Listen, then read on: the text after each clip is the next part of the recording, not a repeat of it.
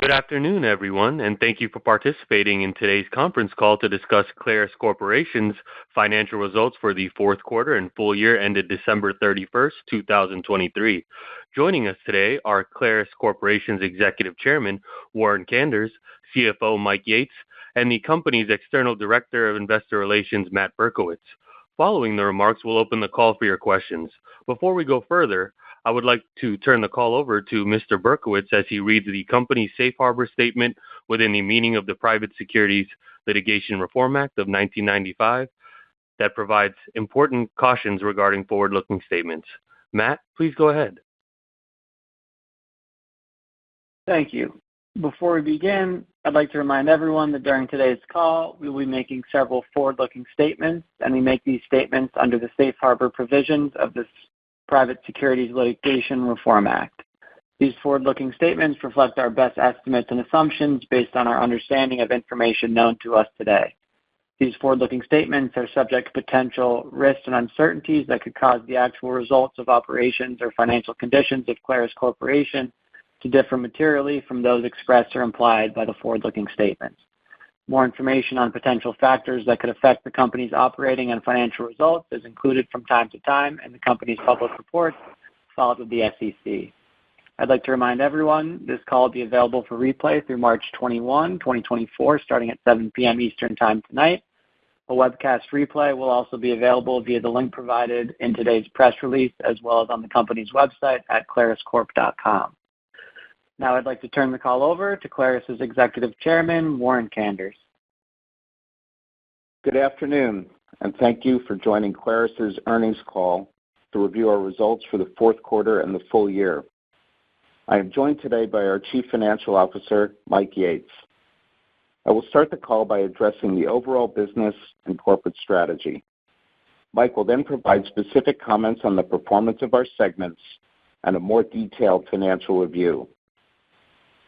While consumer demand remained constrained, adversely impacting our fourth quarter results, we have taken crucial steps to realign our overall platform and individual brands to position Clarus for long-term, profitable growth as a pure-play, ESG-friendly outdoor business. Specifically, we completed the sale of our Precision Sports segment, streamlining the company to focus on our outdoor and adventure segments.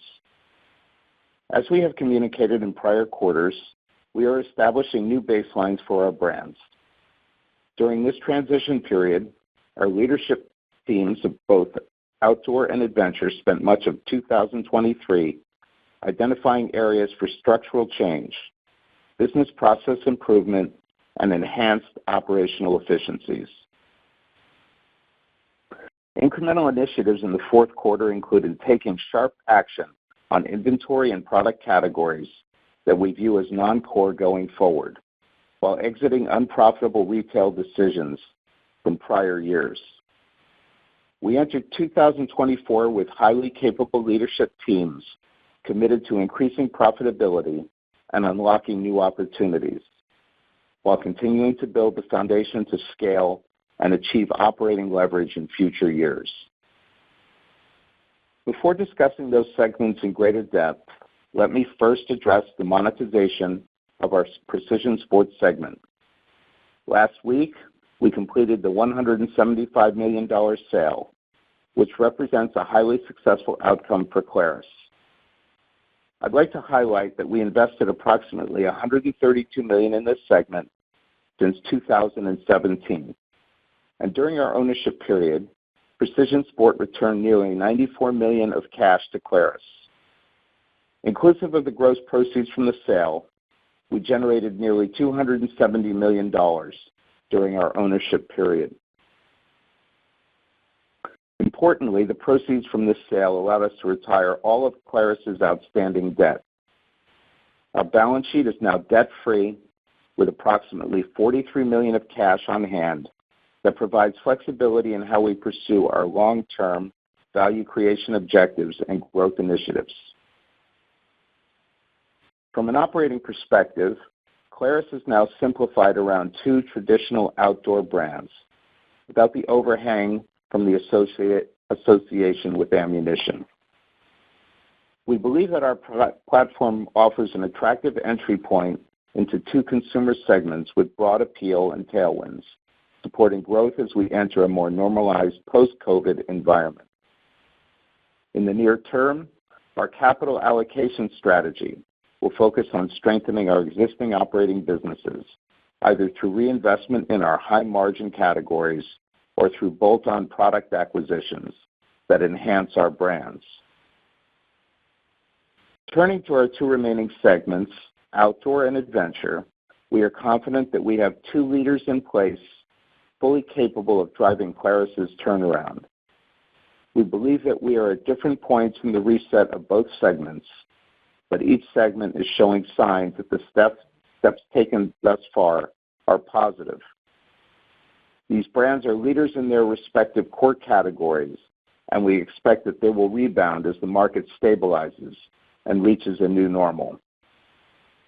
We continue to believe that we are in the early stages of our action plan and recognize that our strategic initiatives require patience. You'll hear more from both Neil Fiske and Matt Hayward at our upcoming Investor Day, where they will share details on the significant strides we've taken in our strategic review, including rebuilding top-level leadership, re-engaging with our customer base, and restarting the product development pipeline with a focus on delivering enhanced product margins. While we are excited to share our longer-term vision next week, I would like to take a moment now to discuss Q4 developments. After turning the corner in Q3, Adventure had its best quarter of the year with 43% sales growth and gross margins of 38.1%. This reflected increasing sales in the Australian market and the benefit of the Tred Outdoors acquisition. For context, excluding the acquisition of Tred, our gross margins increased 700 basis points over the prior year period. We are pleased with the intermediate steps management has taken to improve overall profitability. Our revenue growth in the quarter was largely driven by the introduction of the new Pioneer 6 platform in Australia and the first deliveries to a new OEM customer for an upcoming product launch. With respect to Pioneer 6, this marks the first major new product launch in the last 15 months. The Pioneer range is the hallmark of the Rhino Rack, and we are excited to bring to market the portfolio of accessories that complement it over the next 12 months, along with other new product launches throughout 2024. With respect to Outdoor, sales for the quarter were down 9.4% over the prior year period. However, when zooming into the various selling channels, we began to see signs of stabilization, particularly in North American wholesale, which ticked up 2% over the prior comparable period. This was driven by increases at our national accounts, offset by continued challenges in certain key accounts, mainly big box partners and the specialty channel. Our North American e-commerce sales were up 3% in the period, offset by lower pro sales. Our European international businesses were challenged in the quarter, driven by warmer weather trends to open the winter season. At the business unit level, we saw gains across our footwear and mountain products, with slowness in ski and apparel. Our core climbing business was off 4% for the period, but it's important to note that we are seeing repurchasing trends in the first quarter of 2024 to fill shelves back to normalized stock levels. I am excited about our potential to build long-term value in Outdoor. Neil has brought on an excellent team that is energized to bring the Black Diamond brand forward. While we believe we have identified the necessary changes, it takes time for those adjustments to manifest themselves in terms of performance. We continue to stress simplification throughout the organization. One of the core tenets of prior versions of Black Diamond was a focus on fast innovation and speed to market. Neil and team have taken a balanced approach to product, building a plan to reduce SKUs nearly 30% while focusing on fewer, better products. As part of that process, we took a critical view of necessary products and categories and the associated inventory levels. You will see that we have taken an inventory write-down of $4.2 million in the quarter, most of which is associated with these actions. Mike will cover this in greater detail in a moment. In summary, while 2023 was a transition year for Clarus, we're excited to begin 2024 with a solid foundation in place, driven by continued strong momentum in adventure and operational progress in outdoor. After completing the sale of our Precision Sports segment, we are now debt-free with over $40 million of cash on our balance sheet and the financial strength and flexibility to create sustainable value for shareholders. Our priorities remain firmly set on the stabilization of sales and margins, additional organizational reshaping, and cost reduction initiatives to drive profitable growth in 2024 and beyond. With that, thank you for being with us today, and I will turn the call over to Mike now. Thanks, Warren, and good afternoon, everyone. I'll start with our performance in the fourth quarter. But before I dive into our reported results, I'd like to share a summary of our performance inclusive of both continuing and discontinuing operations. As Warren mentioned, we announced the sale of Precision Sport on December 29, 2023, and completed and closed on the sale of the segment for approximately $175 million on February 29, 2024. Accordingly, under U.S. GAAP, the financial statements have been presented on continuing operations and discontinued operations presentation. The financials and results of the Precision Sports segment have been segregated and reported as assets and liabilities held for sale on the December 31st, 2023 balance sheet, and the income statement has been reported under discontinued operations for all periods presented in today's earnings release and in our Form 10-K filed earlier today. In the fourth quarter, sales at Precision Sport were $18.3 million, which exceeded our expectations compared to the guidance we gave when reporting our third quarter 2023 results. Including Precision Sport, total fourth quarter sales were $94.8 million. This compares favorably to the $83 to $87 million we guided for the fourth quarter. For the full year sales, including the contributions of Precision Sport, we delivered sales of approximately $376 million, which again reflects outperformance versus our guidance range of $364 to $368 million of revenue. From an adjusted EBITDA perspective, Precision Sport generated $26.8 million for the full year 2023 on sales of nearly $90 million, or 29.8% EBITDA margin, and $4.9 million of adjusted EBITDA in the fourth quarter, or 26.7% on the $18.3 million of revenue. Beginning today and going forward, our U.S. GAAP results will be comprised of our outdoor and adventure segments, and results will be referred to as continuing operations. Fourth quarter sales from continuing operations were $76.5 million compared to $73.8 million in the prior year fourth quarter, driven largely by the strength at our adventure segment. The strength at adventure was partially offset by softness in the European region at outdoor, consistent with the softness we discussed during our last call. On a reported basis, sales were up 3.6%. On a constant currency basis, sales were up 3.8%. FX was not material in the fourth quarter, as you can see. Our adventure segment saw its best quarter of the year. Sales increased 43% to $26.4 million, or $26.6 million on a constant currency basis, compared to $18.5 million in a year-ago quarter. This increase reflects increased sales in the Australian market and the benefit of the Tread Outdoors acquisition announced during the fourth quarter.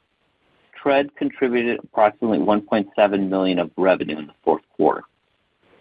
The adventure business has started to benefit from various initiatives, including the Tread acquisition, new product development, new customers, and a new global leadership global leadership team under the direction of Matt Hayward.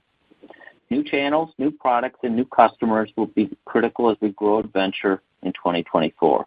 And we are excited to introduce Matt Hayward at our Investor Day, as Warren mentioned, on Monday, March 11th, to share our vision for Adventure in more detail. Sales in the outdoor segment was $50.1 million, or $50 million on a constant currency basis, compared to $55.3 million in the year-ago quarter. The decline primarily reflected continued challenging market conditions in both North America and the European wholesale market, as well as the unseasonably warm winter weather. Notably, however, we are beginning to see the wholesale market stabilize both in North America and Europe. Our business simplification initiatives are beginning to take hold as we operate in the first quarter of 2024. This process and the benefit from our simplification journey will be ongoing throughout 2024. The good news is the North American wholesale market is stabilizing. However, our direct-to-consumer channels still are very highly promotional as the market continues to work through excess inventory levels. During the fourth quarter, we made some adjustments to our retail strategy, which is part of our D2C business. As Warren alluded to, we closed 4 retail locations. However, we also opened a new outlet location in Seattle, Washington area, and are committed to opening a flagship retail store in the Seattle area as well. The Seattle metro area has proven to be a highly attractive market based on strong D2C e-commerce sales based on the demographics we review. Moving to consolidated gross margins. In the fourth quarter, gross margin was 28.9% compared to 37.2% in the year-ago quarter.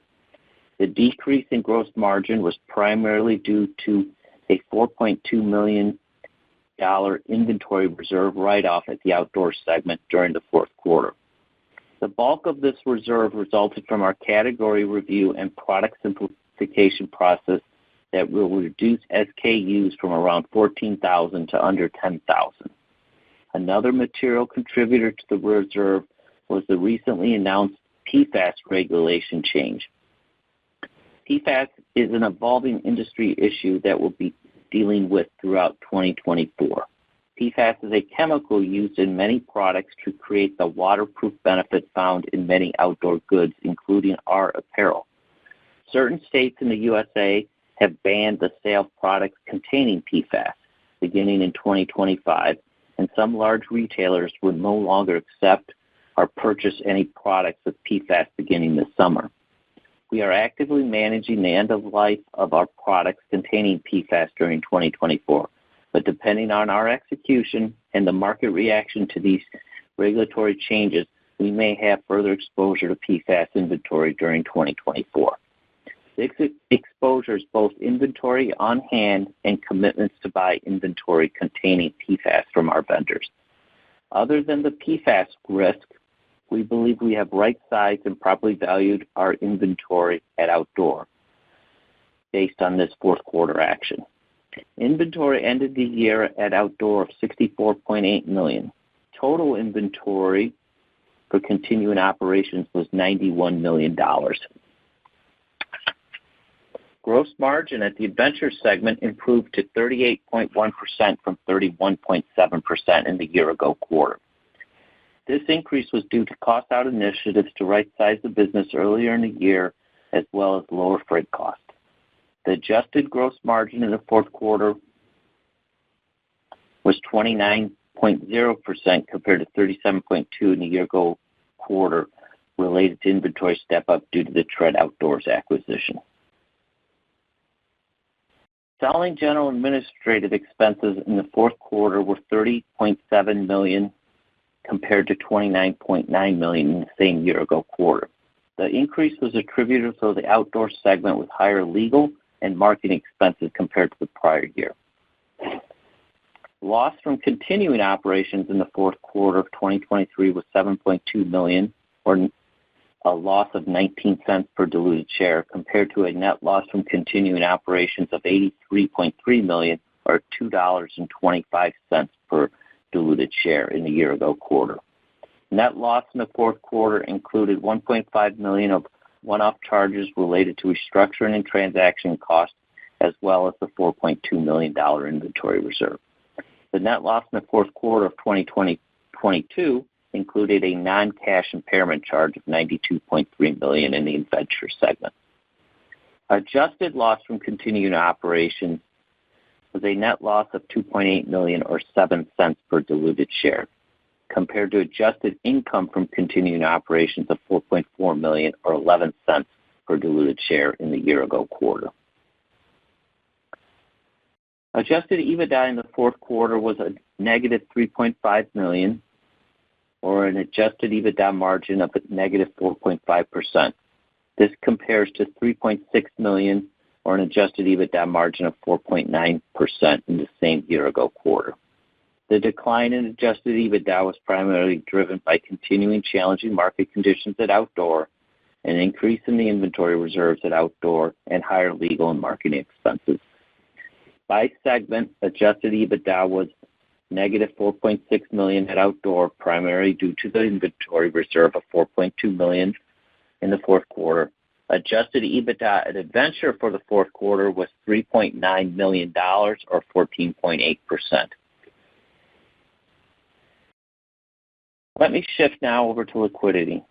At December 31st, 2023, cash and cash equivalents were $11.3 million compared to $12 million at December 31, 2022. Total debt on December 31st, 2023 was $119.8 million compared to $139 million at the end of 2022. After the closing of the sale of Precision Sport last week, our total debt today is zero. The credit agreement was terminated and repaid in full at closing, and cash of approximately $43 million is on our balance sheet as of today. We expect to realize a gain on the sale of Precision Sport in the first quarter of 2024. The gain will be recognized through discontinued operations. The expected cash tax expense is only expected to be $2 to $3 million, allowing us to maintain most of the net cash realized from the sale of Precision Sport. Free cash flow, defined as net cash provided by operating activities less capital expenditures for the fourth quarter of 2023, was $13.3 million compared to $30.3 million in the prior year quarter. These free cash flow results include both continuing and discontinued operating results. As a reminder, we have NOL carryforwards for U.S. federal income tax purposes of approximately $7.7 million at December 31st, 2023. The company expects to utilize all of the remaining NOLs in their entirety in 2024. Clarus utilized $103 million of NOLs during the ownership period of Precision Sports from 2017 to 2023. Let me share a few additional thoughts regarding capital allocation, adding to Warren's comments. Our near-term capital allocation strategy will prioritize organic growth through reinvestment in our existing two businesses. Beyond organic growth, we will pay our quarterly dividend and selectively look at smaller bolt-on M&A opportunities to add to our Adventure business, just like we did in the fourth quarter with the purchase of Tread.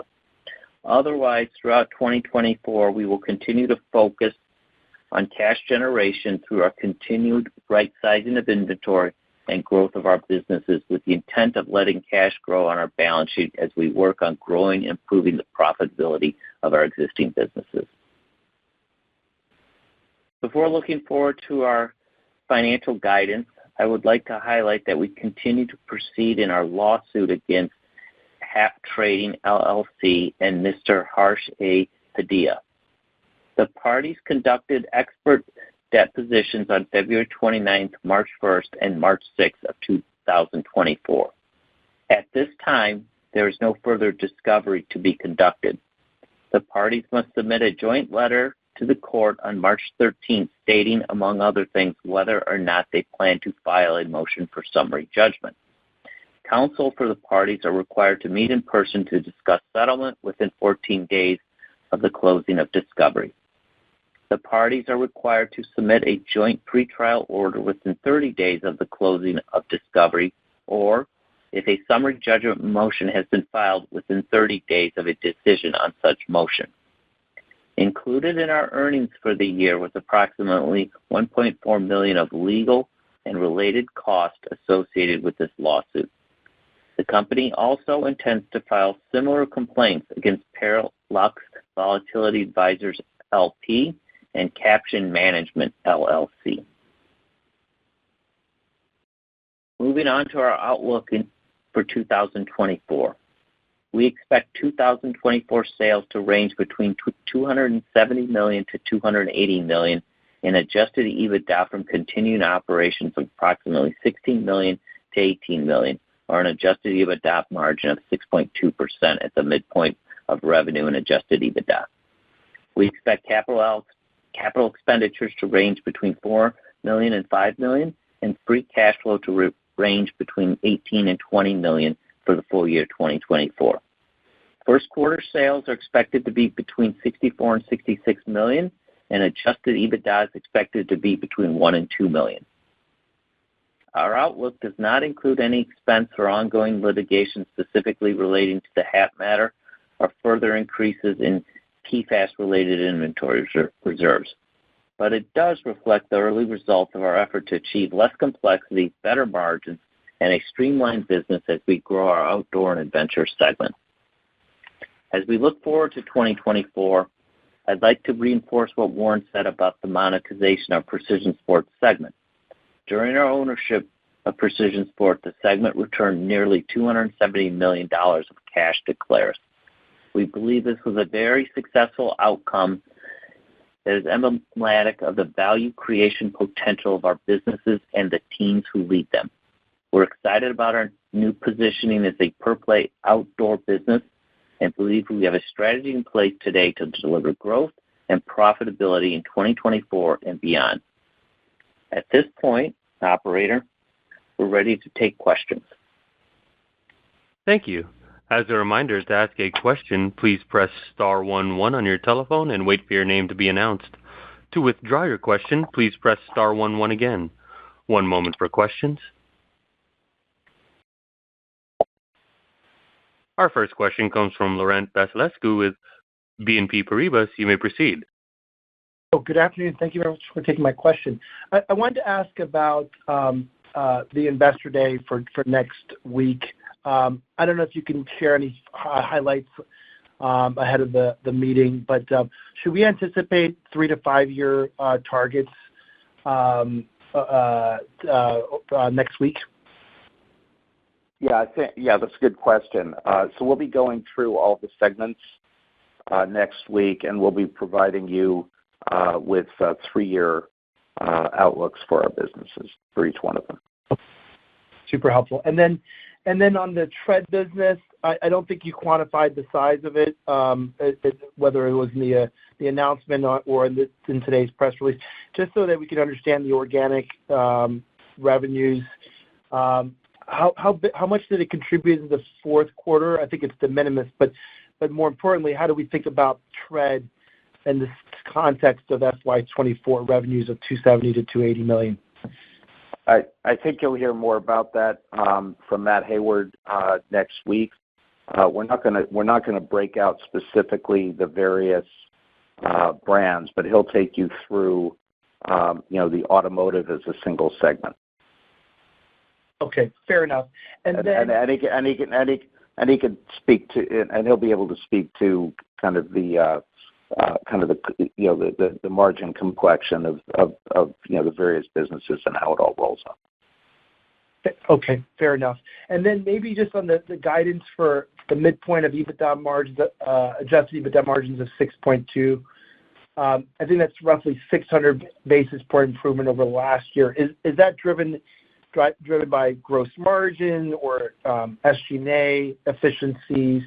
And then second part of this multi-part question is this, the PFAS, the magnitude of PFAS.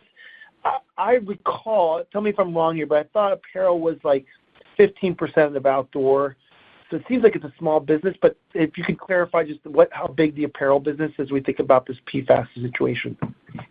Sure, Laurent. We'll kind of work backwards. You're right. Apparel is about 15% of our business. So, it's historically been about $30 to $40 million of outdoor. We, as I mentioned, the risk here in 24 is both the inventory we have on hand and commitments we have to purchase inventory. It really comes down to our execution, of how well we execute here selling and how well the market absorbs what essentially is the waterproof product. Yeah, just before I just want to say just before we talk to the first part of your question. So everybody has this PFAS issue right now. The technology for PFAS is a very good technology, but it's not. These are superb products, and in some cases, in many cases, actually the alternative approaches for waterproofing aren't as good.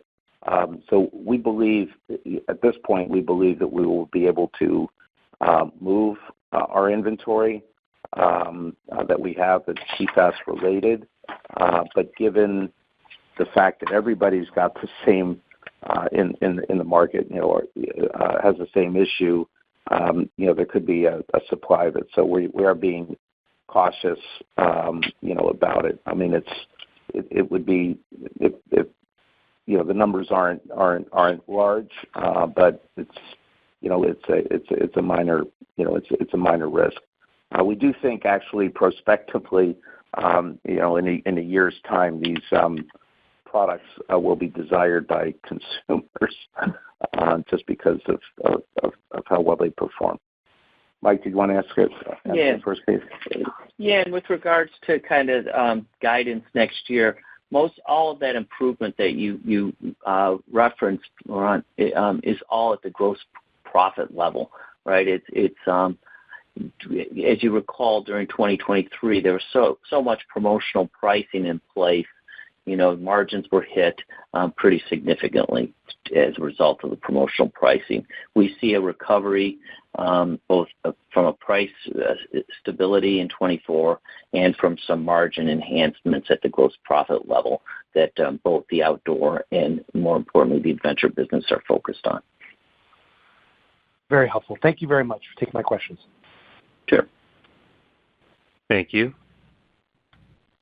One moment for questions. Our next question comes from Matt Koranda with Roth MKM. You may proceed. Hey, guys. I guess a few from me. I wanted to focus on the 2024 outlook that you provided. For the roughly $275 million in revenue, are you willing to just kind of roughly split out the assumptions between outdoor and adventure? It just looks like adventure's been growing nicely, even if you strip out tread. It looks like some really healthy organic growth in the fourth quarter.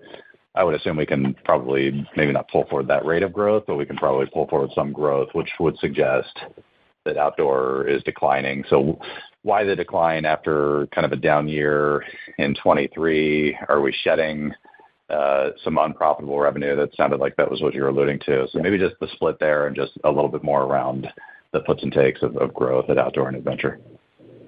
Matt, thanks. Good question. You pretty much nailed that, though. Yes, I expect adventure to grow.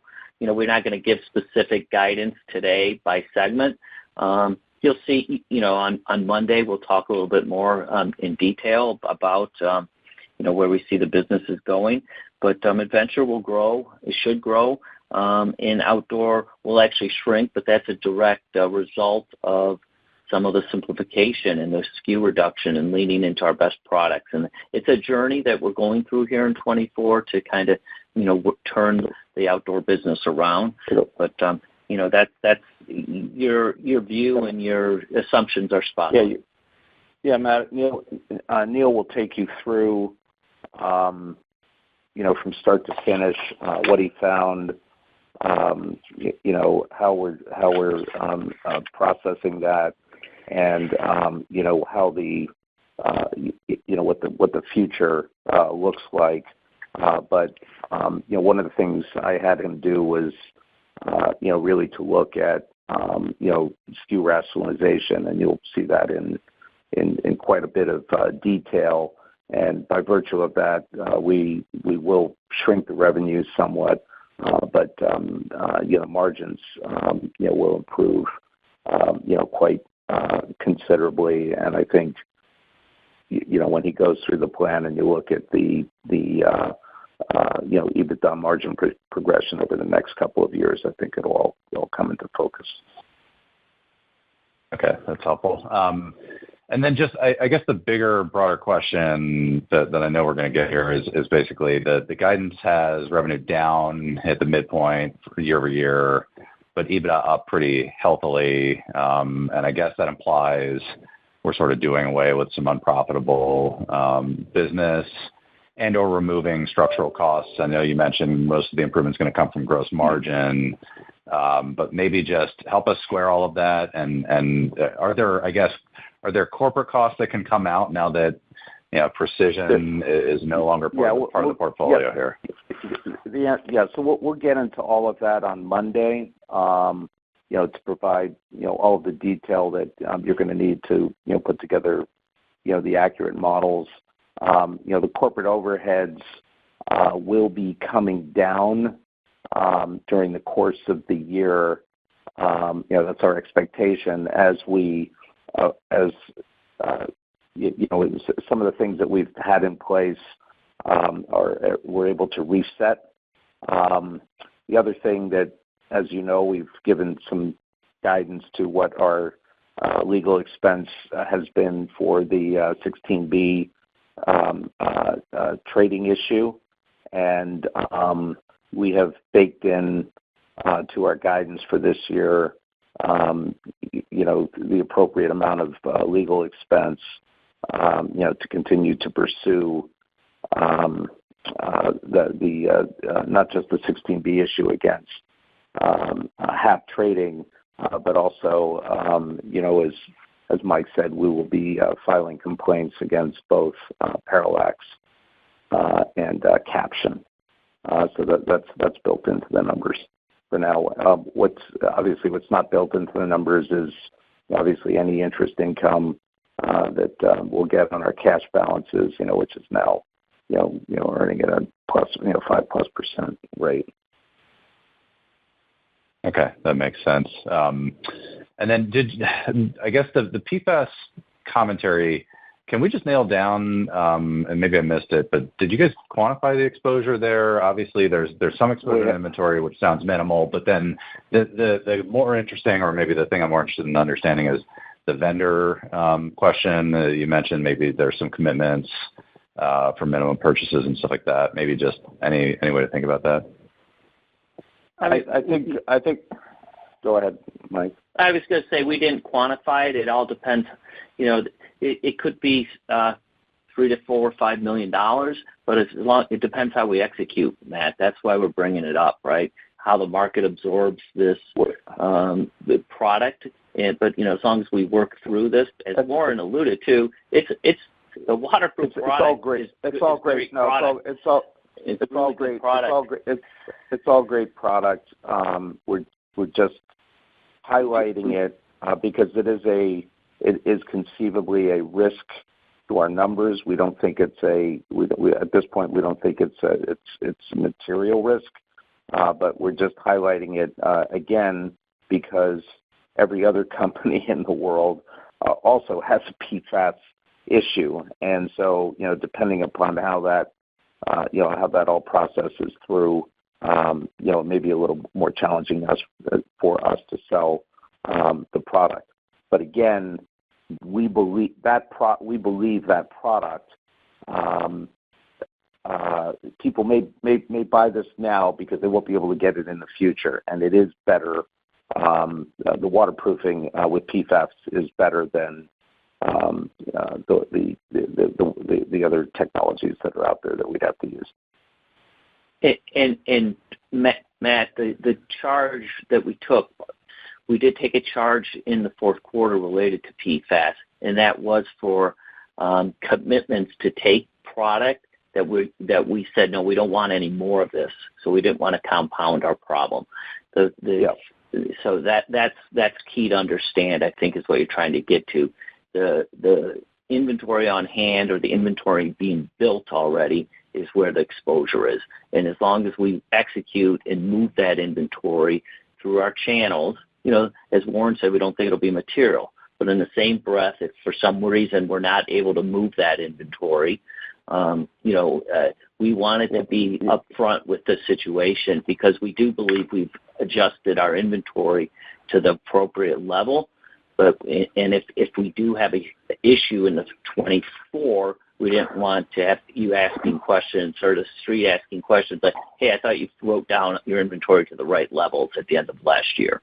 So this is the one thing that's out there that could potentially be a risk. But, it's, as we said, we think it's very good inventory. It's very good product that should move. But, and we did take a charge here in the fourth quarter for the stuff that we were committed to buy that we haven't been bought yet. And that's we put a line in the sand from that perspective. So the risk is just inventory on hand and inventory that's being built that we have to take still. Okay. No, that's clear. Just timing on potential risk there. It sounds like you got to sell it into retail by summer, roughly. I would think so by its third quarter. Max. Okay. Max. Yeah. Most of it will go through the second quarter. Yeah. Okay. Great, guys. I'll take the rest offline. Thank you. Thank you. One moment for questions. Our next question comes from Anna Glassian with B. Riley. You may proceed. Hello, Anna. Hi. Good afternoon. Thanks for taking my question. I guess encouraging to hear that you're starting to see some stabilization at wholesale in North America. I guess, would you characterize their inventory levels now as having been mostly appropriately normalized? And to what extent does the 2024? Okay. And so I guess when would you expect that to normalize, and what's being assumed in the 2024 guide? Well, so I'll answer that. It's normalizing. It's normalizing.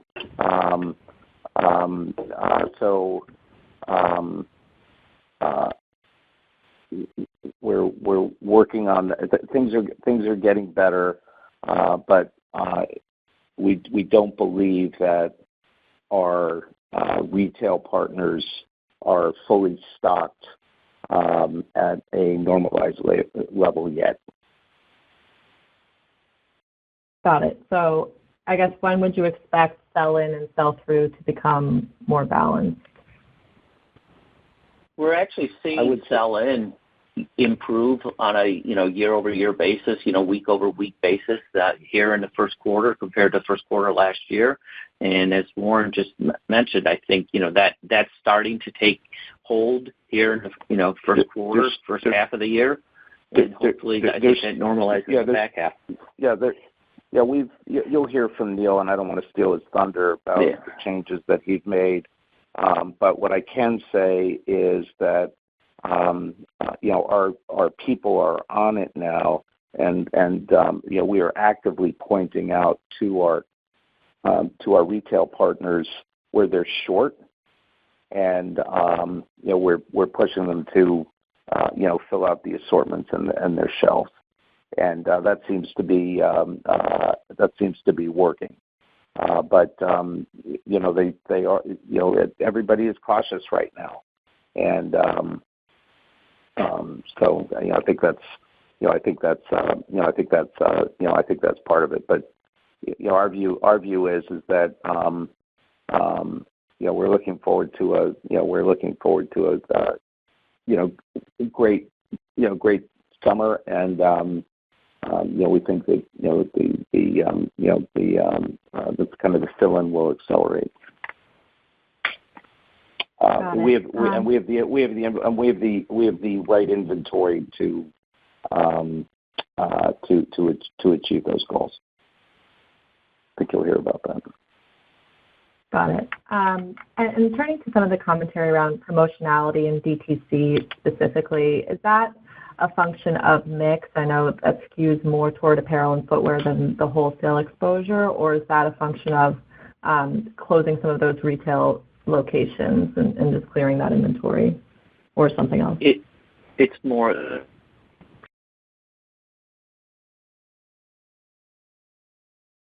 the marketplace for apparel.